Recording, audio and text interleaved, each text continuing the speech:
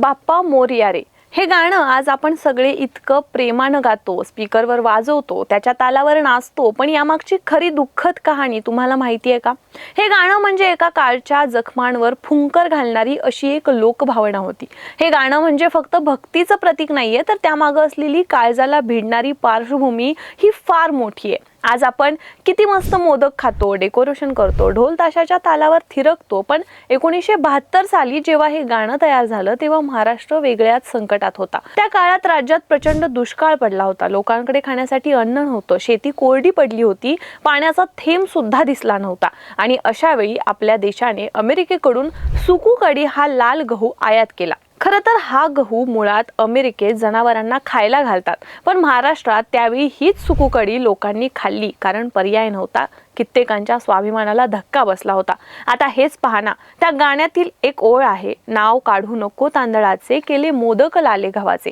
ही ओळ आज एक कविता वाटते, पण त्या काळात ती एक विदारक सत्य होती. लोकांना तांदूळ परवडायचा नाही, म्हणून अमेरिकन लाल गहू वापरून मोदक करावे लागले आणि गणपती बाप्पाला तेच नैवेद्य म्हणून दाखवावा लागला. हे सांगताना मन हलकं होतं, कारण लोकांनी किती कठीण परिस्थितीत देखील बाप्पावर विश्वास ठेवला, त्याचं पूजन केलं आणि आरती केली. या गाण्याच्या ओळींमध्ये एका सामान्य माणसाचं दुःख, त्याची झुंज आणि त्यातही त्यांचा देवावरचा विश्वास इतक्या सुंदर पद्धतीने उतरवलाय की ते ऐकल्यावर आपोआप मन गंभीर होतं. गायक प्रल्हाद शिंदे यांच्या आवाजात जे काही जादू आहे ते केवळ आवाजाची ताकद नाही, तर त्या काळाच्या वेदना आणि आर्त भावनांचं प्रतिबिंब आहे. आजच्या पिढीला कदाचित हे गाणं केवळ क्लासिक वाटत असेल, पण त्यामागं काहीतरी अनामिक संघर्ष आहेत.